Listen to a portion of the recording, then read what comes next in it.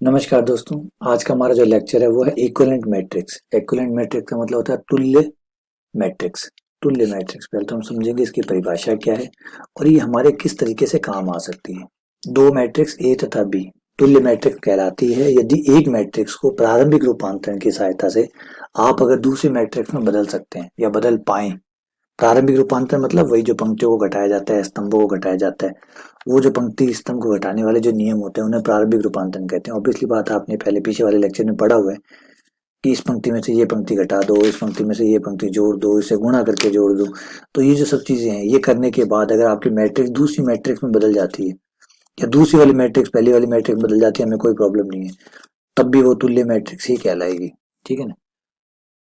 तो हमारी यहाँ परिभाषा होगी समान कोटि वाली दो मैट्रिक्स ए तथा बी तुल्य मैट्रिक्स कहलाती है यदि एक मतलब पहली वाली मैट्रिक्स एक दूसरी से यानी एक मैट्रिक्स जो है वो दूसरी मैट्रिक्स से प्रारंभिक रूपांतरणों के प्रयोग द्वारा, मतलब जो प्रारंभिक रूपांतरण थे एलिमेंट्री ट्रांसफॉर्मेशन थे,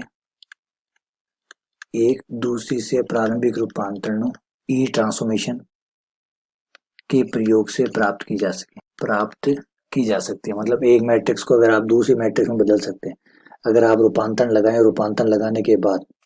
और इसके अलावा एक और बढ़िया परिभाषा हमारे पास है, इससे भी जबरदस्त परिभाषा और है कि एक मैट्रिक्स ए तथा बी आपस में तुल्य मैट्रिक्स कहलाती है यदि उनकी जातियां बराबर है, या फिर अगर जातियां बराबर है तो वो तुल्य मैट्रिक्स है। ये भी बड़ी प्यारी बात है कि अगर दो मैट्रिक्स की जातियां बराबर है, रैंक बराबर है, तो वो तुल्य मैट्रिक्स होती है। और अगर तुल्य मैट्रिक्स है तो उनकी जातियां बराबर होती है। ये जो समान कोटि वाला वर्ड है ना, ये ज्यादा इंपॉर्टेंट नहीं है, आप चाहे तो हटा सकते हैं। कोई जरूरी नहीं है कि कोटियां समान हो, क्योंकि कोई मैट्रिक्स में अगर आप 0 0 पंक्तियां जोड़ देते हो नहीं तो उसमें उसको कुछ ज्यादा फर्क नहीं पड़ता। आपने एक पूरा कॉलम जोड़ दिया 0 0 का या पूरा एक स्तंभ जोड़ दिया 0 0 का, तो उससे ज्यादा उसमें कोई फर्क नहीं पड़ता। तो आप कोटि शब्द जो है वो हटा सकते हैं, कोई जरूरी नहीं है। ए तथा बी जो है दो मैट्रिक्स तुल्य मैट्रिक्स कहलाती है अगर उनकी जातियां बराबर होती है, तो ये ज्यादा बेहतर शब्द है।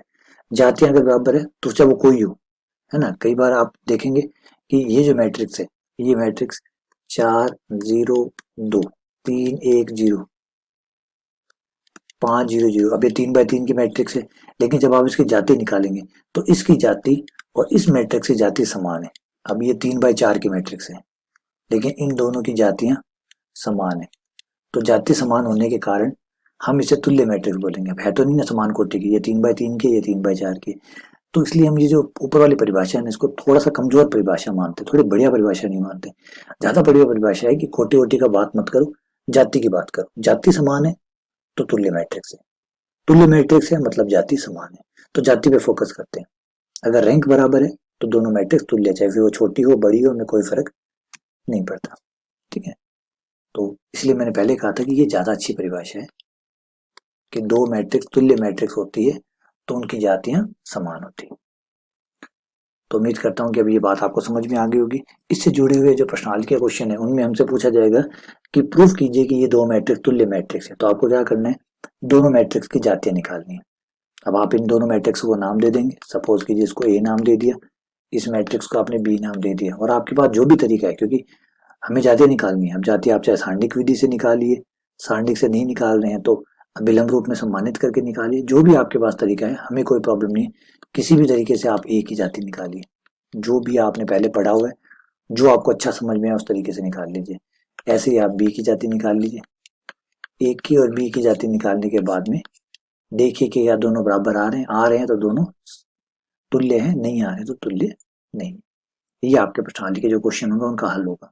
तो रिपीट कर देता हूँ कि इस लेक्चर में हमने क्या पढ़ा है अभी तक, कि दो मैट्रिक्स हैं वो तुल्य मैट्रिक्स कहलाती है यदि एक को दूसरे में बदला जा सके या दूसरे को पहले में बदला जा सके प्रारंभिक रूपांतरण की सहायता से। प्रारंभिक रूपांतरण क्या है, आपस में घटाना, जोड़ना, अब पंक्ति में किसी से गुणा कर देना, इन्हें प्रारंभिक रूपांतरण कहते हैं।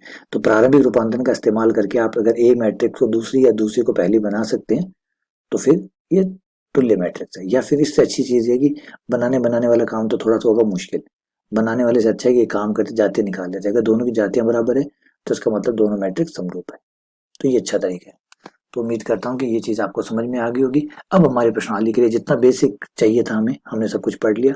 अब प्रश्नावली को पढ़ेंगे तो आराम से क्वेश्चन हल कर पाएंगे। ठीक है, चलिए अगले लेक्चर से हम प्रश्नावली स्टार्ट करेंगे। धन्यवाद।